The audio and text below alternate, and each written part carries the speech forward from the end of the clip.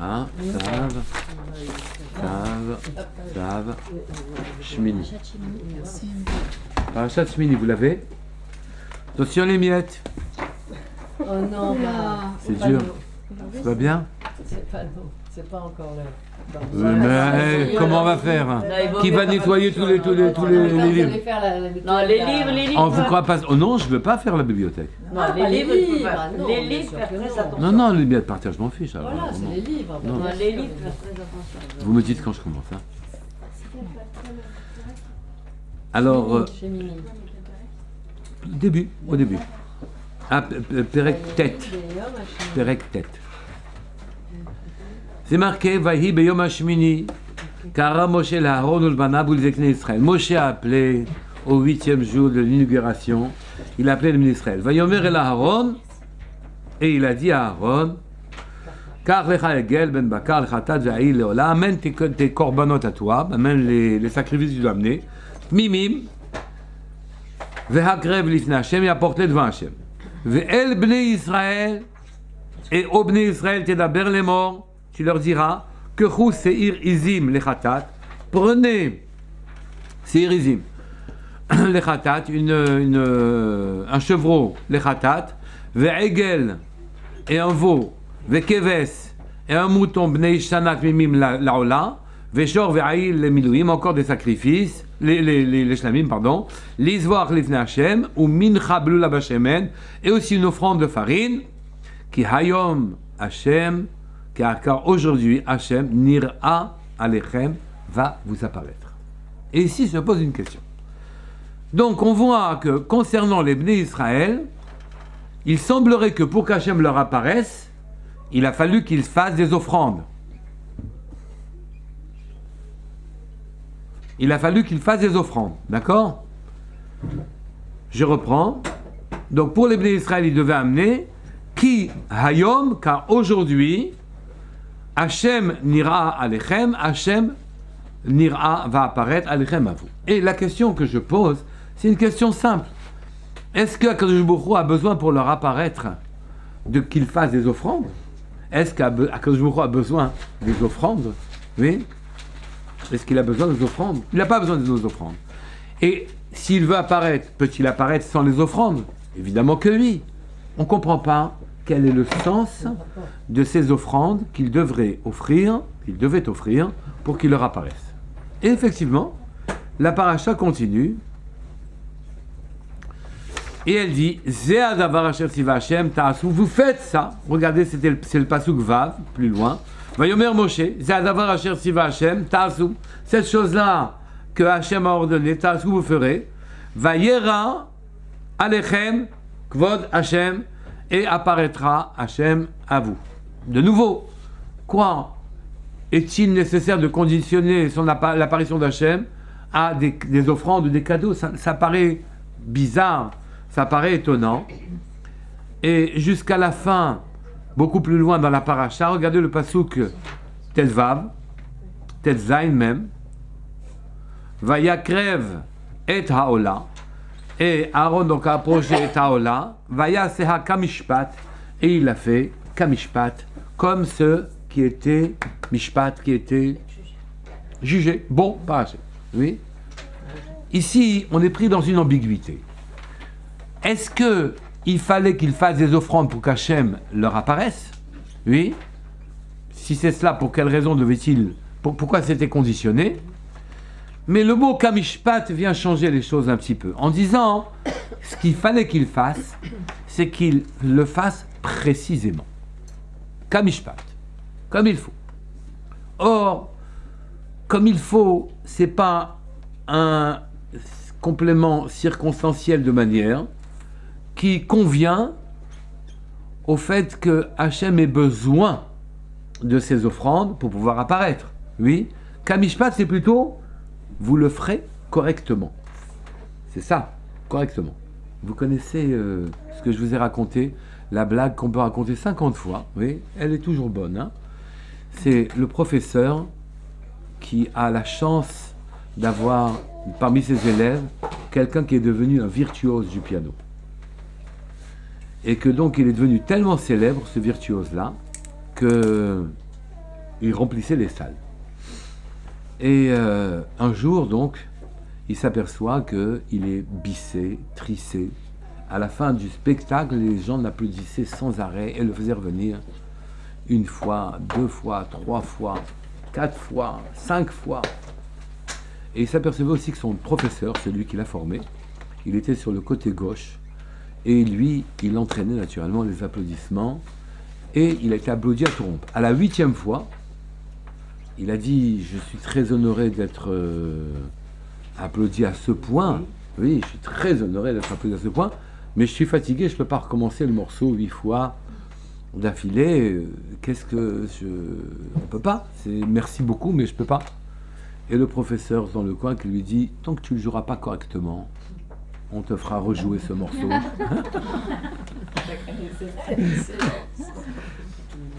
Et donc, ici, kamishpat, ça veut dire comme il faut. Ça ne veut pas dire que j'ai besoin de tes corbanotes. Oui, ça veut dire comme il faut.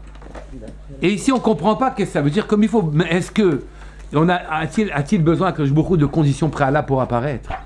Qu'est-ce que ça peut faire qu'on ait fait, même qu'on ait fait comme il faut? Oui, ce qu'il voulait qu'on fasse. Peut-être qu'on peut approcher la solution en se disant, écoutez, en vérité, ils ont apporté des corbanotes, oui, et en apportant des corbanotes, ils apportent des graisses, ils apportent des corps, ils apportent, puisque on ne peut pas, malheureusement, que Shbourou nous a permis de faire des fautes, enfin, nous a laissé faire des fautes, et que si à chaque faute on devait apporter sa propre graisse, ou sa propre, ou ses reins, ou ses trucs ralila, oui, on s'en sortirait pas, vu le nombre de fautes qu'on est capable de commettre, d'accord? Donc, Akadosh Baruch Hu, très sympathiquement, il a permis un substitut, un ersatz. Notre propriété, oui, c'est le complément de notre corps. Mes lunettes, c'est le complément de mon corps. La canne, c'est le complément de mon corps. Les béquilles, c'est le complément de mon corps. Les habits, c'est le complément aussi. Et donc, vous voyez que mes biens matériels, en vérité, c'est comme proche de moi. Le plus proche de moi, de Manesham, de moi qui est Maneshama, c'est mon corps. Oui, et puis après, j'ai mes habits. Et puis après, j'ai mes biens mobiliers, j'ai mes biens immobiliers. Mais ils sont moi aussi. Ils ont ma marque à moi.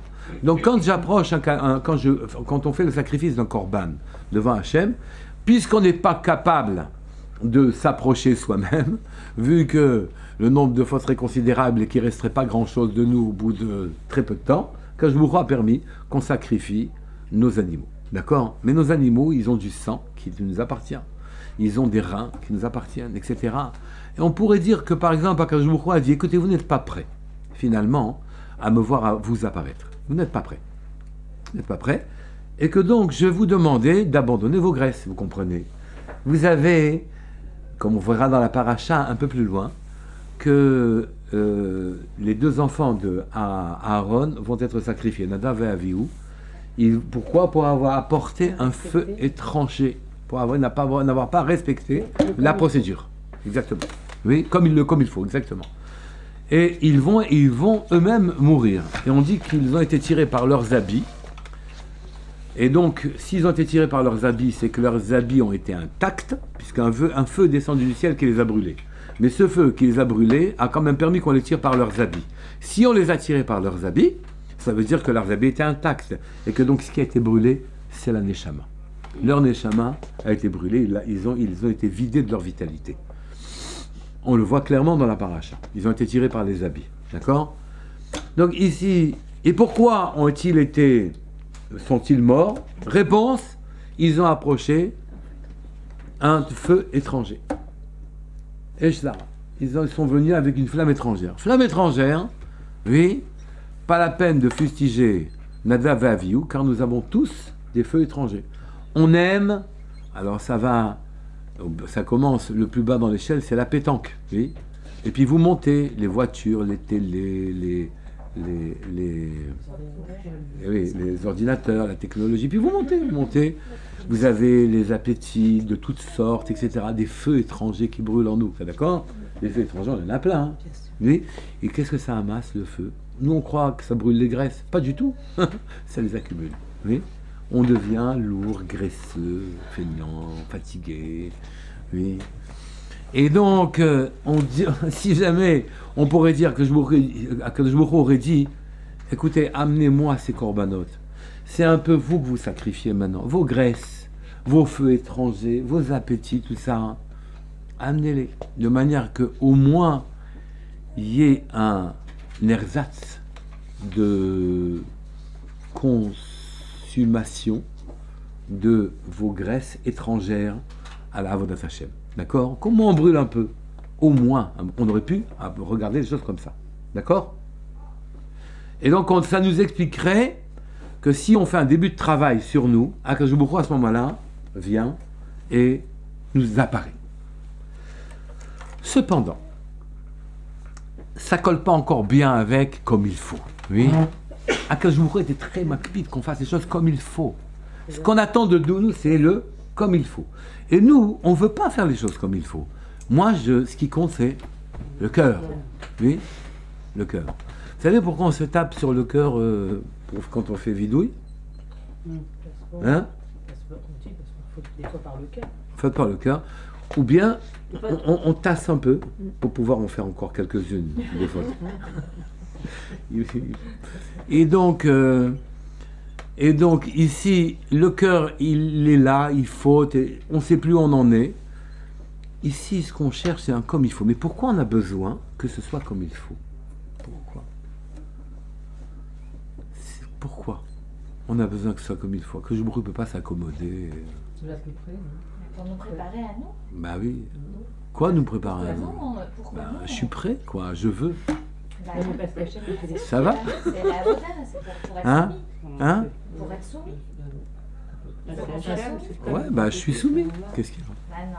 Bah si. Non mais comme il faut, c'est comme Hachem. Tant qu'on veut faire ce qu'on veut et comme on veut et réduire par-ci et augmenter par-là, on n'est pas soumis. Il y avait une femme qui a donné une recette à sa copine. Parce que le gâteau qu'elle a trouvé magnifique. Elle a mis 500 grammes de farine, 250 grammes de sucre. Elle a mis ce qu'il fallait en sel, ce qu'il fallait en sucre, ce qu'il fallait dans tous les ingrédients. Elle fait le gâteau, elle dit c'est bizarre, il n'a pas le même goût que le tien. Elle dit ah bon, comment t'as fait? Elle dit bah, j'ai mis 250 grammes de farine, j'ai mis 500 grammes. Et le sucre, non, j'avais pas assez, donc j'ai mis 100 grammes, etc. Étonne-toi ensuite que le gâteau soit pas le bon. D'accord? C'est ça que vous me dites. Elle n'a pas fait comme il faut. Bon, c'est vrai. Elle n'a pas fait comme il faut. Donc Akadosh Baruch Hu, très gentiment, il est en train de nous donner un chemin. Oui? À droite, tu vas pas, à gauche, tu vas pas. Oui, le trottoir, il t'accompagne à la sortie de la ville, à un certain moment, et puis ensuite, il se décourage. Il y a des feux à droite, des feux à gauche. Il y a plus de parvé. Hein? On brûle le parvé. Mais quel patron aimerait que son employé fasse n'importe quoi? Hein? Un patron, même n'importe lequel, a envie que le travail soit bien fait. Donc on ne se contente pas d'un travail. Non mais le problème, c'est d'où le patron il a su qu'il voulait que ce qui importe pour lui, c'est que le travail soit bien fait. Est-ce qu'il a besoin de notre travail? Il a Même pas besoin de notre pas besoin, mais Hachem s'en fiche de notre travail. Non, mais à partir du moment où il nous le donne, il nous donne une avoda. Mais pour quelle raison faut-il que le travail soit bien fait? Peut-être que c'est l'intention qui compte. Une donne des conseils. Non, parce que c'est ça qui nous C'est pour formate. nous formater. mais quand on est juif, on a un fonctionnement. Tant Alors. qu'à faire. Ça veut dire que Hachem il fait que de telle manière parce que ça colle avec notre Neshama. Pour moi, c'est ça quoi. Quoi que? C'est-à-dire que notre Neshama fonctionne, il nous l'a créé. Oui. Pour moi. Hein. Oui. Et donc, il va donner le mode d'emploi. Et donc, il va dire faut faire comme ça, comme ça, comme ça, pour que ça colle avec nous. Vous êtes en train de prendre conscience que tout ce que vous avez récriminé sur chacun des détails des mitzvot, oui, vous êtes en train de faire tchouva là-dessus. Ah ben, il ne faut pas exagérer, pourquoi on se fera les mains, faut pas ceci, faut ça. Vous êtes en train de faire tchouva là-dessus, c'est comme ça, vous êtes en train d'accepter un mode d'emploi au passage. Hein. Oui, mais puisqu'on est juif. C'est le deal. Oui, mais il faut le faire. C'est ça le truc, il faut le faire. Non, mais ça veut dire que de toute façon, moi je me dis qu'en tant que juif, Hachem il nous dit c'est comme ça qu'on fonctionne. C'est-à-dire que. Mais je voudrais vous aider. Il n'y a pas longtemps, c'était Pourim. Il n'y a pas longtemps, c'était Pourim. Et on a vu à Pourim, Kiblu, Mashekimu. Ils ont accepté la Torah be'ahava. Oui, par amour. Alors qu'auparavant, ils l'avaient accepté par crainte. On dit comme ça. Kiblu vekimu. Kiblu d'abord, vekimu. Ils ont accepté. Mais on dit quoi, la Torah, ils l'ont accepté. Il avait déjà accepté au Sinaï la Torah. Ils l'ont accompli depuis plusieurs centaines d'années déjà.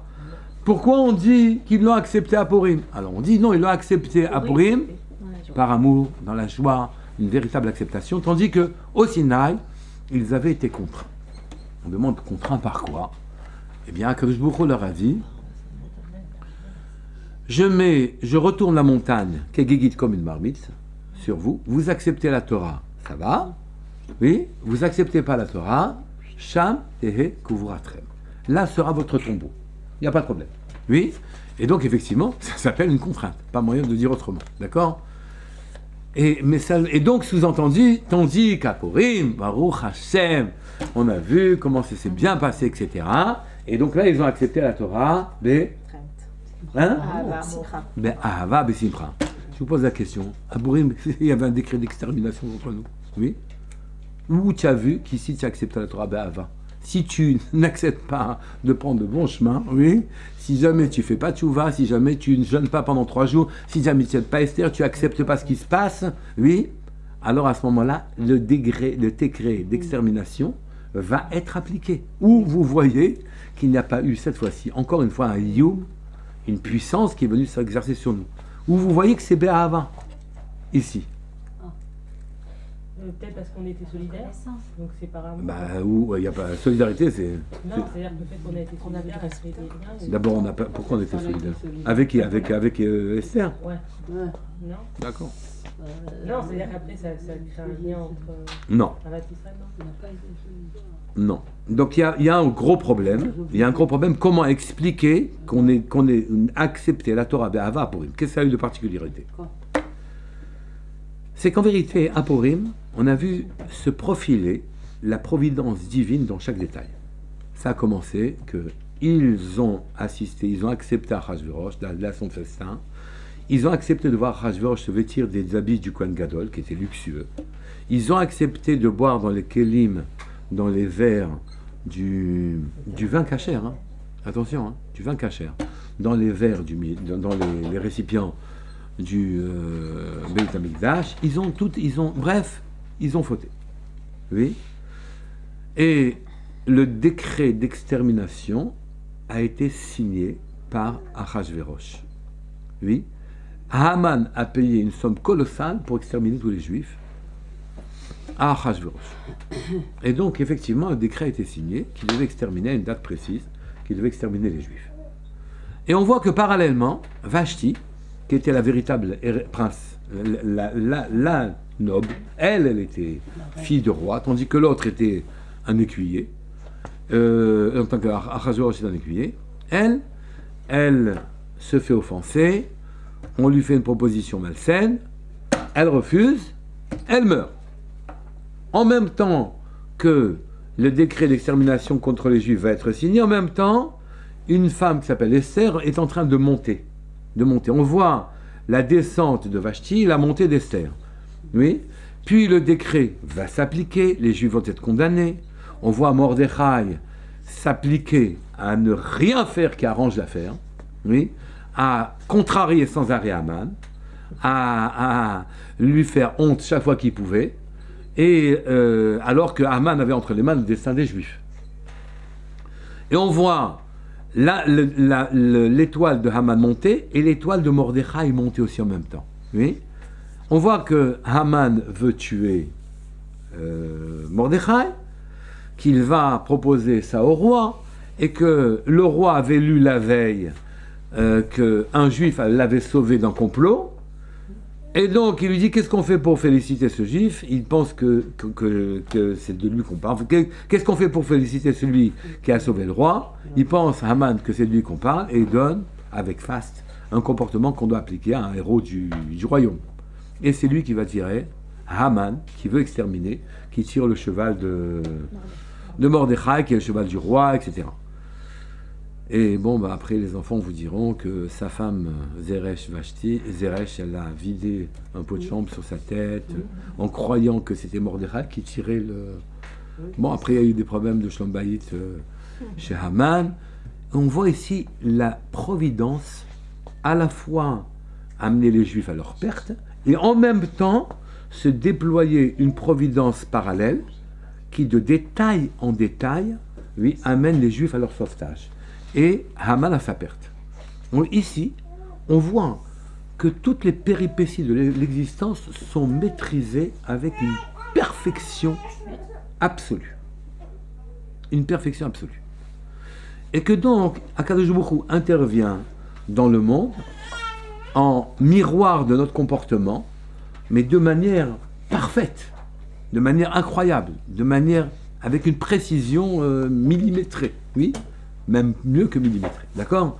Et donc on peut dire par exemple tout simplement que quand ils ont vu que c'était la présence divine était patente et que dans le détail notre providence suivait, nous amenait là où le destin veut nous amener depuis notre naissance pour pouvoir accomplir notre mission. Quand on a vu ça, oui, alors à ce moment-là on dit bon, Hachem est là en permanence, on n'a plus qu'à observer, où est-ce qu'il s'assoit, on voit où il va intervenir en quelque sorte. Au Sinaï, où c'était le début de l'histoire, c'est vrai qu'on a vu des choses incroyables, mais on n'a pas vu la providence s'exercer. Oui, oui. Excusez-moi, il y avait eu des typlets, il y avait eu la mer, il y avait tout. Qu'est-ce qu'il y avait de plus qu'à... Mais là-bas, c'était des conditions sine qua non. Si jamais ils ne sortent pas d'Égypte, oui, il n'y a pas de juifs. S'il n'y a pas de juifs, il n'y a pas de Torah. On n'a pas vu que la providence s'exerçait en miroir de notre comportement. On a vu, d'ailleurs, on méritait pas du tout de sortir d'Égypte. On méritait pas que la mer s'ouvre. C'était miraculeux. Tout est pur miracle. Mais non, mais c'est pas en rapport direct avec notre camp, on voit rien du tout. Akadosh Baruch Hu dit je veux ce peuple, d'accord, bon bah alors à ce moment-là il fait ce qu'il faut pour. Mais on n'a pas vu qu'il intervient jusque dans le moindre détail. On a vu simplement qu'il suit c'est sa décision. Il suit, naturellement aucun miracle il peut faire tout ce qu'il veut. Mais est-ce que c'est en rapport avec nous? Pas du tout. Il veut un peu. Il veut qu'il monte au Sinaï, il fait ce qu'il faut. D'ailleurs, il fait tellement ce qu'il faut que nous, on a craqué 40 jours, et on a fait le veau d'or juste après. Oui, je sais. J'ai pas dit. Mais ça change rien. On n'a rien fait. À Purim, on n'a rien fait. Qu'est-ce qu'ils ont fait après?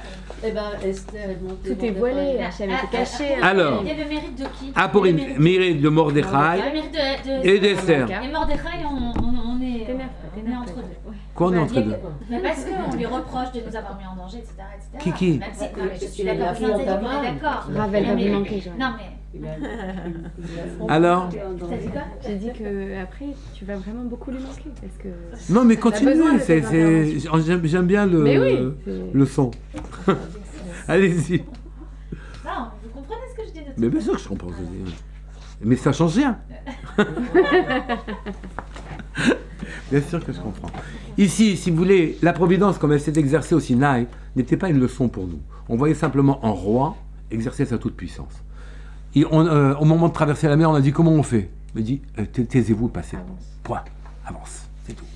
On est sorti d'Égypte, on n'y est pour rien pour les plaies. Au contraire, on était fautifs. D'accord? Donc, rien n'est. C'est lui qui est le patron. On n'a vu que ça. On n'a pas vu le jeu de la providence, détail par détail. On n'a pas vu qu'il est omniprésent. Donc, chacune. Hein, et caché. Et caché. Bien qu'il soit caché, il est omniprésent. Ça, on ne l'a pas vu. Et si vous voulez, la grosse différence entre Purim et ce qui s'est passé au Sinaï, précédé de la sortie d'Égypte, c'est qu'à Purim, on voyait se dérouler devant nous les effets de notre propre comportement. Oui. Alors qu'on ne pouvait pas voir ça au Sinaï. Au Sinaï, tout était miraculeux, ne dépendait quasiment pas. La mer, elle ne s'est pas ouverte grâce à nos mérites. Hein. C'est la volonté des Juifs qui ont mis en avant Hachem, en fait. S'ils voulaient, ils pouvaient ne pas voir. Si Mordechai n'avait pas agi, on aurait été exterminés, si vous préférez. Clair, disons-le clairement. Si jamais Mordechai et Esther n'avaient pas agi, on aurait été exterminés. Il ne serait resté quelques Juifs, et à ce moment-là, à partir de eux, le peuple juif aurait continué. On ne sera jamais anéanti complètement. Mais on a échappé à quelque chose de très grave à Purim. Et des fois, on n'échappe pas. C'est pas un jeu. C'est grave ce qui se passe. Mais maintenant, on voit à Purim, on a vu l'intervention divine d'Hachem. Et là, le fait qu'il soit tellement proche de nous, jusque dans les moindres détails et péripéties de notre existence, cette proximité entraîne vraiment de l'amour. Entraîne comme quelqu'un qui réagit en permanence à nous, comme un ami qui réagit. D'accord? Et donc, on peut dire que la différence qu'il y a entre Purim et Pessah d'ailleurs, entre Purim et entre le Har Sinaï et la Kabbalah, le fait d'accepter la Torah au Har Sinaï, le fait d'accepter la Torah à Purim, oui, ça fait pas appel aux mêmes dimensions chez nous. D'accord? Donc, cette précision absolue qui a réglé la providence, quand on l'observe dans le détail, alors à ce moment-là, ça provoque chez nous une proximité avec Hachem qu'on n'avait pas. Mais je voudrais vous dire les choses différemment. Donc, vous voyez, je voudrais avancer vers quelque chose de plus profond. Oui? Vous savez que le titre du cours, c'est « La vie est une allégorie », un truc comme ça. Normalement, on entend que pour comprendre les choses de la vie qui ne sont pas très voisines, très proches, qui ne sont pas compréhensibles, on vous raconte des histoires. Les histoires viennent illustrer, oui, et on comprend à ce moment-là qu'est-ce qui s'est passé dans la vie. Ça nous parle, c'est gentil, c'est beau, d'accord? Eh bien, c'est le contraire. C'est la vie qui est une histoire. Je m'explique. Oui? Je m'explique. C'est la vie qui est l'allégorie. Oui? À Purim, oui, justement, on a dit qu'on a reçu la Torah. La Torah est appelée par les Chachamim Mashal HaKadmoni. Mashal HaKadmoni, ça veut dire l'allégorie HaKadmoni du temps d'avant, du Kadmon. Mashal HaKadmoni. Si vous voulez, pour bien comprendre cette chose-là, prenons le temps. C'est marqué dans Michelet que Hachem hu bechokma. Hachem il est bechokma. Il est dans la chokma. C'est-à-dire que Hachem veut vivre avec nous, veut nous apparaître, il veut être présent parmi nous. Il est présent maintenant parmi nous. Oui? Et Hachem, vu notre fragilité, notre évanescence, on n'est rien, oui, est contraint de se restreindre et de se restreindre et de se restreindre sans arrêt. Donc, sa lumière a été investie dans un endroit qu'on appelle Chokhmah. Oui? C'est riche déjà en réflexion. Oui? Que sa lumière, Hachem, que sa présence, elle soit manifeste dans un endroit qu'on appelle Chokhmah. Chokhmah qui nous donne une intelligibilité, qui nous donne une manière de percevoir Hachem d'une certaine manière. Oui? Et donc, ici, il est investi dans Chokhmah, et la Chokhmah, c'est la Torah. Donc, dans les mots de Torah, il y a Hachem. Dans chaque lettre de Torah, chaque lettre est un signe qui nous révèle la présence divine. Oui? Et donc, la lettre, elle est là. Vous voyez un signe, et en vérité, ce signe recèle, cache la vraie lumière divine. Donc la Torah est là, et elle a exprimé devant nous une histoire avec beaucoup de mots, chacun des mots avec beaucoup de lettres, oui. Et donc Hachem se cache dans la Torah et se cache dans Chokhmah. D'accord? Mais c'est pas ça que je voulais vous dire. Le principal, c'est que la Torah est appelée Mashal HaKadmoni. Mashal, entendez, allégorie HaKadmoni, du Kadmon, de celui qui a précédé le monde. Si vous voulez connaître Hachem, lisez son allégorie, lisez sa Torah, et ça vous donnera le mashal, ça vous donnera l'allégorie à partir de laquelle vous allez le comprendre. Vous allez comprendre Hachem en lisant la Torah. Donc la lecture de la Torah, la pénétration de la Torah, d'être au Segba Torah, de chercher à comprendre ce qui se passe dans la Torah, ça vous donne la connaissance d'Hachem. Vous donne gratuitement la connaissance d'Hachem. Et comme un mashal vous enseigne sur le nimshal. Comme dans la vie, on vous dit une histoire, d'où vous tirez la véritable morale que vous pouvez utiliser. La Torah est appelée Mashal HaKadmoni. D'accord? Mashal HaKadmoni. Eh bien, il n'y a pas que la Torah qui est le Mashal HaKadmoni. Oui.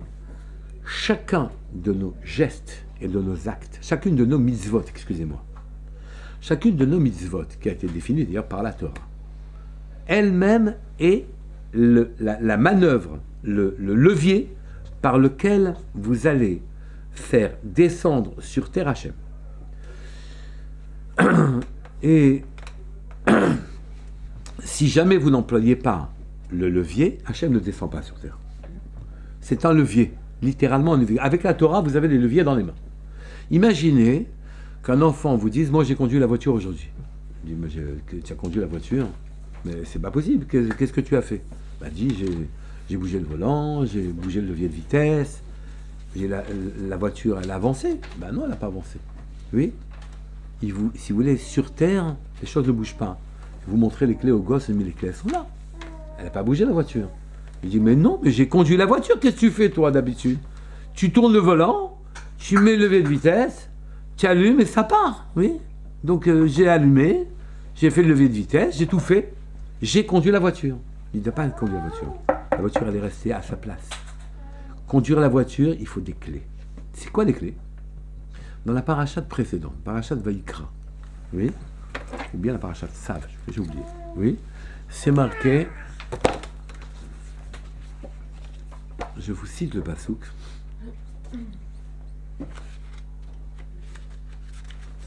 non, c'est la parachate Sav, ouais. Dans la parachate Sav, le deuxième pasouk, si mes souvenirs sont bons, c'est marqué Sav et Aaron, Ved Banav les morts, Zot Torah Ta'ola. Et ordonne Zot Torah Ta'ola. Oui.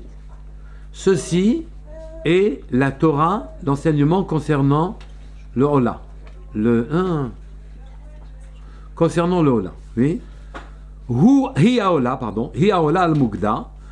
Voici la Torah concernant le sacrifice qui s'appelle le Ola, Holocauste. D'accord. Hi Haola. C'est la Ola al-Mugda. Sur le feu qui brûle, oui, à la misbéar, sur le misbéar. Vous savez, ici, c'était pas la peine de répéter, puisqu'on est en train de parler, on nous dit que c'est l'enseignement concernant le Ola. Oui, c'est le Ola, on est en train de parler de lui. C'est pas la peine de rajouter, il y a Ola. C'est le Ola qui monte sur le feu, sur le misbéar. Pas la peine d'assister, c'est le même Ola. On répond non, il fallait comprendre ici, hi Ola. Tu veux savoir si ta mitzvah d'avoir amené le Ola, oui, elle est montée. Hi Haola, il faut comprendre, voici le Ola qui monte. Il y a un Ola qui reste en bas. Et il y a un Ola qui monte. La plupart de nos gestes, ils n'arrivent pas à s'envoler.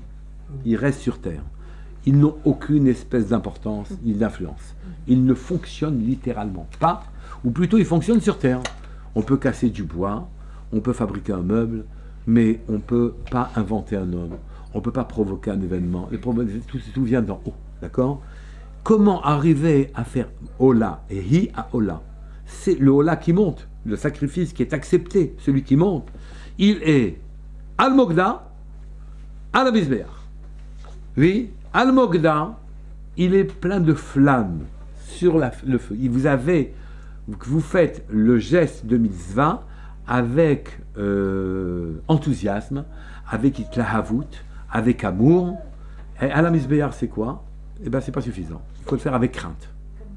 Comme Yitzhak, sur le misbéar. D'accord? Si dans vos gestes, vous mettez itlahavut, enthousiasme, amour, et en même temps crainte, oui, alors à ce moment-là, la Ola, c'est pas un sacrifice, la bête est morte, elle est sur le misbéar, il ne se passe rien. Non! La Ola qui monte, le sacrifice qui est bien fait, ce qui a une conséquence, ce qui a un avenir, oui, c'est ce qui est fait avec les clés de clés, enthousiasme, persuasion et précision. Crainte. D'accord? Et donc vous voyez ici que quand Akadosh Baruch Hu a fait le monde, et que dans le monde il a mis des leviers, il a donné des mitzvot, et que le monde n'est qu'un système de leviers. Vous êtes dans une machinerie ici. La machinerie, c'est quasiment le machal. Vous n'avez pas ici le monde vrai. Vous êtes dans la machinerie, oui. Et vous êtes en train de machiner. Vous êtes en train d'actionner le monde entier, d'accord? Par vos mitzvot, par les bons actes que vous faites. Vous devez les faire avec deux qualités. La première, enthousiasme, islahavut, amour. Et deuxièmement, vous devez les faire avec crainte, soin et précision, d'accord? Et à ce moment-là, ce que vous faites a une valence différente de ce que l'on fait habituellement. 99% de nos actes ne sont pas faits comme il faut. Oui, 1% est fait comme il faut. Mais ce 1%, il n'y a que lui qui monte. On doit faire ce qu'on dit, nos actes, les Shem Shamaim. On doit faire au nom d'Hachem. On ne peut pas faire quelque chose au nom de quelqu'un d'autre sans amour ou sans crainte. Les deux raisons pour lesquelles je fais pour l'autre, c'est l'amour ou la crainte. Sinon, je fais pour moi. Point. T'as la ligne, il n'y a rien d'autre à dire. Sinon, je fais pour moi. Oui. Quand je crains quelqu'un, je fais pour lui. Ou bien, quand j'aime quelqu'un, je le fais pour lui. Mais quand ni je crains ni j'aime, je fais pour moi. C'est ça la vérité. Et donc, ça reste plat en bas. Maintenant, vous comprenez qu'est-ce que ça veut dire Mashal HaKadmoni. La Torah elle-même est une allégorie. Elle nous donne, ce n'est que des leviers. Ce n'est que des manières de comprendre, ce n'est que des manières d'agir. C'est tout. Elle n'est pas là, c'est pas l'histoire. Le monde que nous vivons, les péripéties de notre existence ne sont pas vraies. Elles sont les leviers de quelque chose. Il manque un mot. Lequel? Décor. Oui. Vous n'avez pas dit le mot décor. Je dis toujours la même chose. Hein. Non, mais on attendait. Voilà. Et donc, vous avez ici, vous comprenez maintenant, que dans notre paracha, nous, dans Shmini, quand Akadosh Baruch Hu a dit, faites ça, et ils ont fait kamishpat, comme il faut, oui, c'est-à-dire avec les deux clés qu'il faut avoir, alors à ce moment-là, Hachem leur est apparu. Vous comprenez que c'est une condition sine qua non. Il n'y a pas moyen de faire autrement. C'est comme ça que les choses se font et doivent se faire. C'est pas qu'Hachem a besoin d'un korban. C'est pas qu'Hachem a besoin de nos cadeaux. C'est que c'est nous qui avons besoin d'apprendre à faire les choses comme il faut, de manière à ce qu'Hachem descende sur terre, nous apparaisse. Voilà ce que je voulais vous dire. Avez-vous des questions?